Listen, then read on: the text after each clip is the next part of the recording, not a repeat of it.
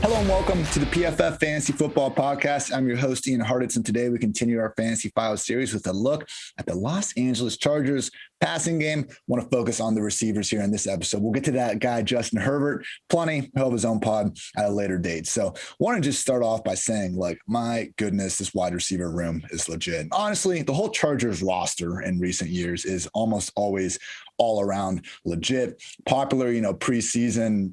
I don't even want to say Super Bowl pick, but people can at least wrap their minds around them being a contender each and every year. Bad in-game, late game management, injury luck, whatever it is, they just never seem to really fulfill expectations. So fingers crossed, the defense, we get a healthy Derwin James, Joey Bosa, all those guys doing their thing. Because on offense, man, they look as good as ever. And that's no disrespect to Phillip Rivers or anything. I just mean from a pure personnel standpoint. I mean, this wide receiver room is loaded.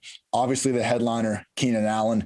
I mean, the production he's put up since being dubbed injury prone, which is another reason why, if you listen to this podcast, I harp plenty on why our injury analysis is just so misguided during the offseason. Usually it's just kind of trolls throwing out arbitrary thresholds. This guy was hurt last year. He's going to be hurt again. We use that for Joe Mixon and Chris Carson, not for, Christian McCaffrey or Saquon Barkley. People just say it's different, this and that, whatever. Anyway, this was a reality for Keenan Allen. For all you Gen Z listeners out there that maybe don't remember the early career of Keenan Allen, he comes out on a tear as a rookie, has another good follow-up year. But after that, he only played 9 games in 2015 and 2016 combined. 2016 was particularly sad when I believe he suffered a torn ACL after having 6 catches for 63 yards. That was a season-long line. Pretty sure all of it came in the first half. So unfortunately, Keenan was looking at, I wouldn't say being out of the NFL by any stretch of the imagination. It was just a rough 2-year stretch from in 2015, 2016. All he's done since is ball the hell out. He has played in all but 2 games since 2017. Has scored 6, and 8 touchdowns, gone for 1,393 yards, 1,196 yards, 1,199 yards. Most recently racked up a Devontae, 992 yards. For those that don't know, when a wide receiver finishes with between 990 and 999 yards, we call that a Devontae because Devontae Adams is the only player in NFL history with at least 2 of those seasons. So Keenan's coming for him. Either way, that reception total in particular has just been incredibly gaudy. Keenan joins DeAndre Hopkins and Michael Thomas as the only 3 wide receivers with at least 100 catches in 3 seasons since 2017.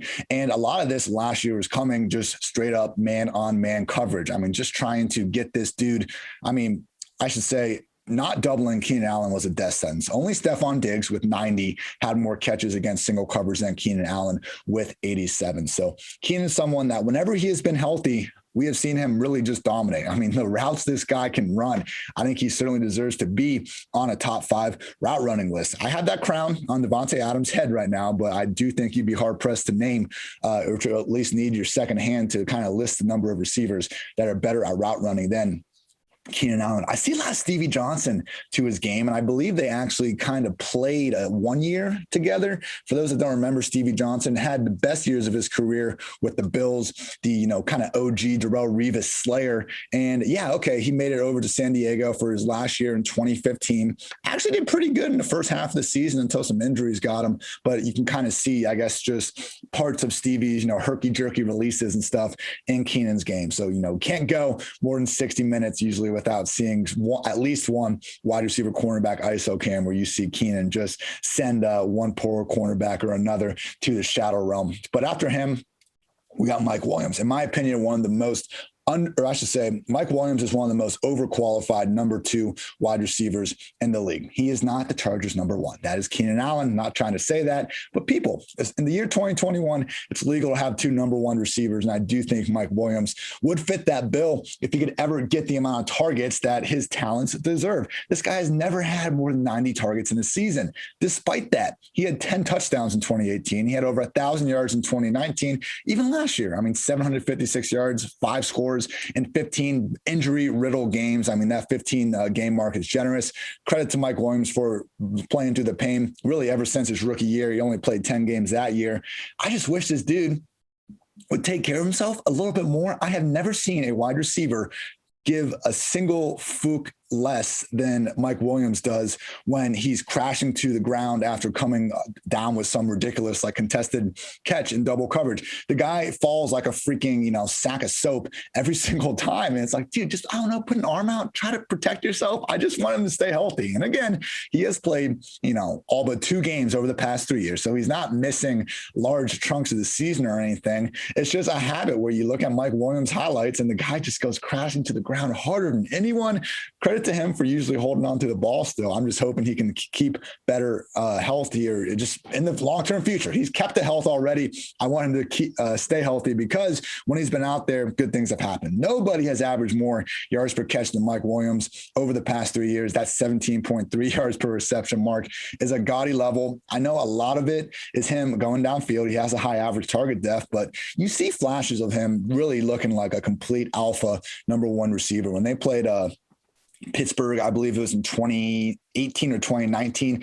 He had this play where he picked the defensive end. I think he knocked Bud Dupree actually into the grass, caught the ball, made 2 guys miss, and then got another 12 yards upfield. We had that Chiefs game, I believe, from 2018. I think they were the first, that Chargers team was the first one to beat Mahomes and company when they were just going bonkers on the league. Keenan Allen got hurt early. Mike Williams ends up scoring 3 touchdowns and I believe even the game-winning 2-point conversions. So we've had these small flashes of Mike Williams really, again, looking the part of a bona fide stud out there. Unfortunately, we just haven't gotten a triple-digit target season, so not too much you can do.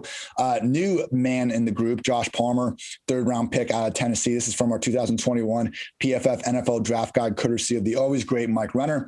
The Volunteers deployed Palmer as a deep threat almost exclusively. His 16.6-yard average depth of target was one of the highest in the country, but they just didn't have a quarterback who could maximize that ability. After Palmer put on a show at the Senior Bowl one-on-ones, it's easy to see some parallels to Terry McLaurin at Ohio State. While Palmer isn't that level of athlete, he could easily be more productive in the NFL than he was in college. Josh Palmer, that's looking good, people. And it's looking especially good because if he's going to be using that same field stretcher role, this is the perfect offense for that because Jalen Guyton, Tyron Johnson, this is all they were doing last year as the number 3 wide receiver in this offense that was usually more of the number 5 pass game option behind Hunter Henry, behind Austin Eckler. I mean, Guyton averaged 18.3 yards per catch. Tyron Johnson was at 19.9. Look, there was this weird stretch last year, I think, when Keenan got hurt and people were really signing up on Tyron Johnson over Guyton. They were almost the same player. It's just like Herbert, he would hit these, 40, 50-yard passes, and usually it was to one of these guys if it didn't happen to be Mike Williams, skying above a couple defenders on his way to do it. So, no, I don't think any of Palmer, Guyton, or Johnson are going to have major roles this year. I think they're going to kind of consistently rotate as number 3, as number 4 receiver. Just realize we're looking at Guyton, Johnson, and now Palmer as 3 pretty proven field stretching talents. They're not in, an all world level. I don't think defenses are going to be actively shifting too much coverage,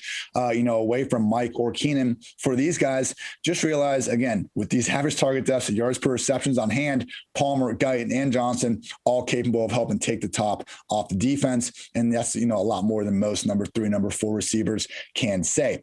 Now, for not quite the main event, but Justin freaking Herbert, people, how much can you freaking hate on this guy after what he did last year? Not much, because he was that good. Overall, since 2010, the only rookie fantasy QB1s, Justin Herbert, Russell Wilson, Kyler Murray, Dak Prescott, Cam Newton, Andrew Luck, and RG3. I'm going to go on a limb here and say Herbert will not mirror the RG3, career, just kind of trajectory.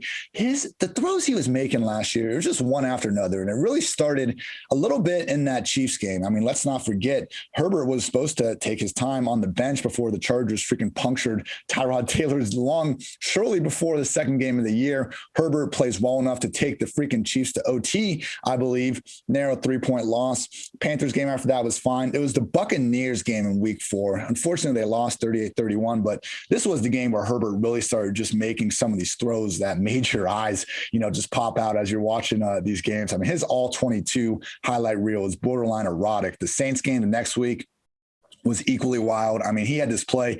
I think there were 2 free rushers that came off to him, and Herbert just literally ran around them because he's much more athletic than we thought he was at Oregon, threw a strike to the end zone, I believe, to Keenan for the score. So yes, he fell off a little bit during the second half of the year. I think when Eckler got back in the picture, we saw a little bit of kind of what happened with, I think, Teddy Bridgewater briefly in Carolina. Like, you don't want your entire offense going through a running back on these short checkdowns. If he's there, if he's open, if the defense ignores it, great. But you want to go wide receivers to running backs. And I think Herbert was struggling with that for a second. We saw that 45-point loss to the Patriots. But after that, the end of the season with 4 straight wins, Herbert was throwing for multiple touchdowns, all but one game. I mean, it was a tough schedule for the guy a lot of times. I mean, yeah, he wasn't great against the Broncos, against the Patriots, against the Dolphins. Those are 3 pretty damn good offenses. Managed the end of the season with 300 yards and 3 tutties against the Chiefs shortly after going for 300 against the Raiders. Was fine enough against the Falcons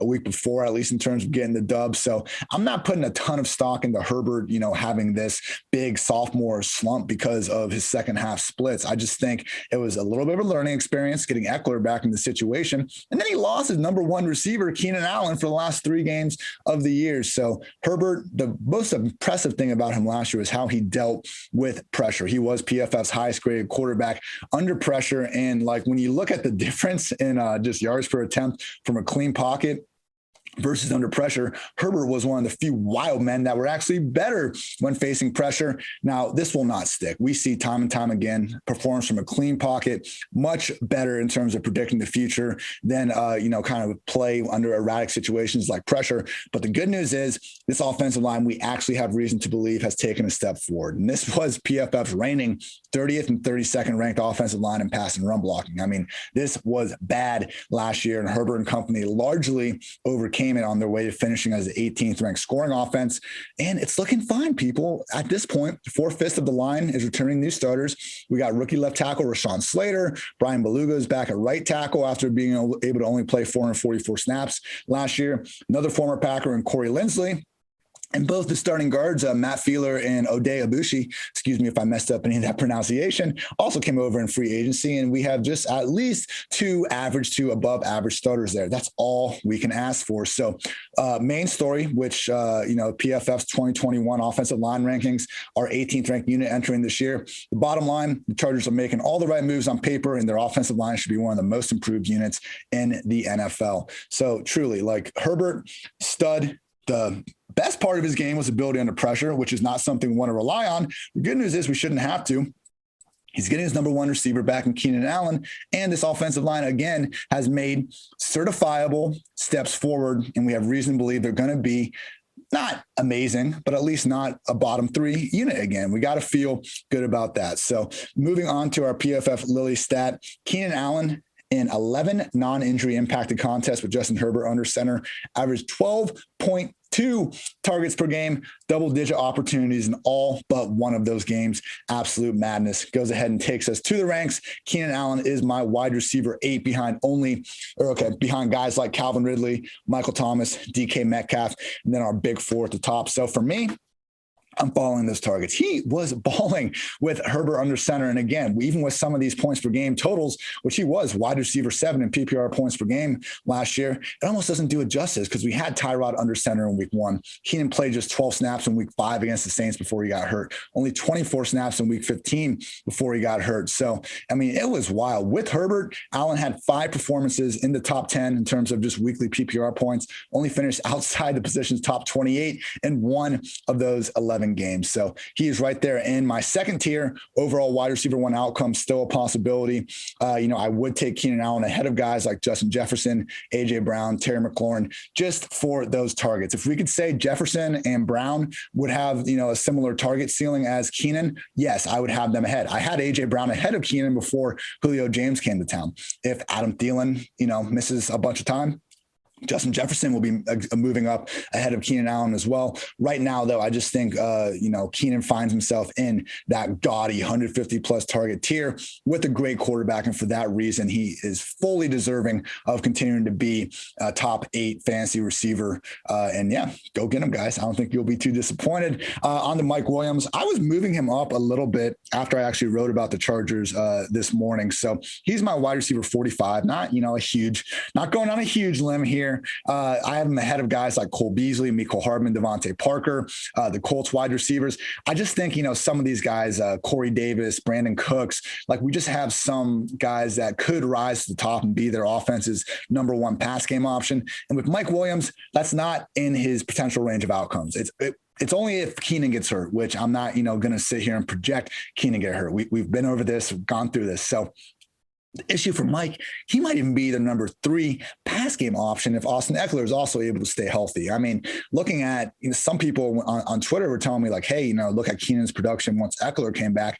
He had double-digit targets in every single game that Eckler and Herbert were healthy for. The problem was actually more on Mike Williams. I mean, he had 4, 1, 5, 9, 0, and 2 targets in 6 games with Herbert, Allen, and Austin Eckler all healthy. Again, Williams in that 15-game season, he was banged up for some of those. So I believe the 0 target game and I think the 5, maybe even the 1, like he wasn't playing his 80-90% snap rate. Just realize like it's Keenan is the number 1. We have years and years of evidence of this. Mike Williams is the one that this organization, while they picked up his 5th-year option, that's a good step.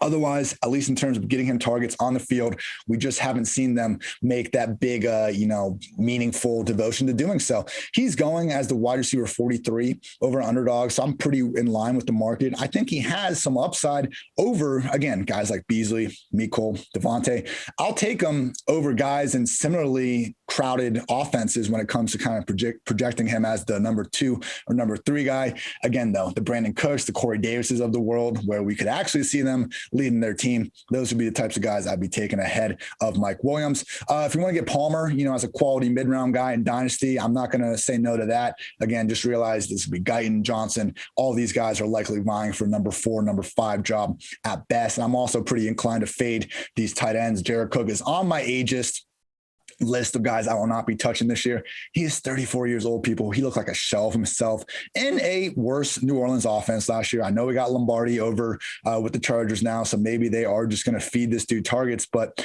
if Hunter Henry couldn't produce better than he did last year, I believe he finished as a very low-end tight end 1. I want to say he was the overall tight end 12 last year. Like, I just don't think Jared Cook can do more than Hunter Henry was able to. And I'm not even sure Cook's going to be able to have that same every down role that Hunter Henry had. They like Donald Parham as at least a receiving friendly guy. I love my former XFLers, people, but Parham does not have the blocking ability. He did flash as a receiver, so I think Cook could lose some work there. And hell, I think Steven Anderson and even Trey McKitty could get some work and just steal some snaps away from Cook. So usually in fantasy football land, if you have more than 1 tight end on a team, you actually have 0. So I would fade this tight end group and hope that those targets go to Mike Williams, just not super convinced they will.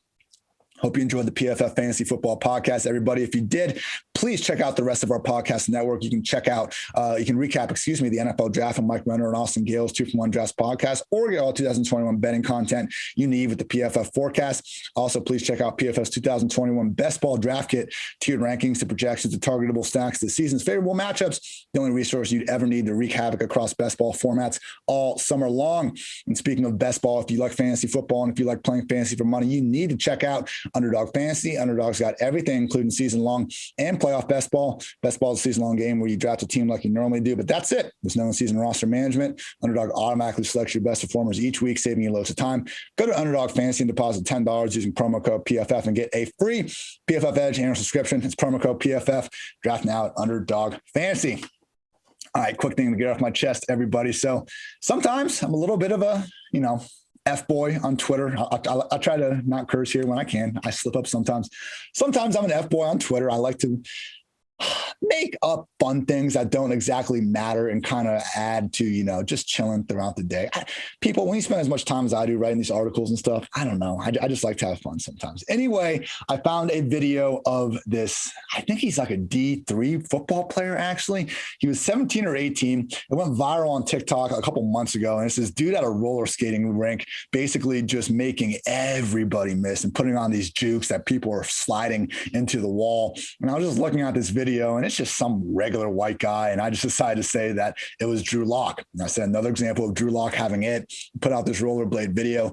The amount of people that did not realize this was not Drew Lock was absolutely unfathomable to be people. So just to get this clear, that was not Drew Lock that I tweeted about having this rollerblade, just incredibleness. The guy's got a jump shot. We get that. I guess he wasn't jumping in his, that video we saw. So the guy's got a wetter, whatever hell you want to call it. Just realize I was actually talking about some random white guy, not Drew Lock in that video. And the funniest part of it, and the main reason I bring it up, friend of the podcast, Peter Overset, underdog guy. I love everything Pete does. If you don't follow him on Twitter at Peter Overset, you are missing out. And always use promo code Pete if you're into that kind of thing with him as well. But Pete does Matthew Berry's Fantasy Life's newsletter, and I got a DM on Saturday morning. He was like, "Ian, I've been looking for this Drew Lock stuff everywhere. You seem to be the only one on it." So I was able to get Pete. So for that, I'm not mad because I enjoyed getting one over on Pete. Obviously, a good sport about it, and the Fantasy Life newsletter from Matthew Berry is always great as well. So fun stuff with that. But yeah, people, if you see me, out there on Twitter streets, if I use sources or if it's just a video about an NFL player that doesn't look like the NFL player, there's a good chance I'm just having some fun with you. So thank you as always, though, for tuning in to PFF Fantasy Football Podcast, where I'm always upfront with you all because I just want us to all win some money this year, win those fantasy football championships too. So I'm Ian Hartitz. It's been the PFF Fantasy Football Podcast. Until next time, take care, everybody.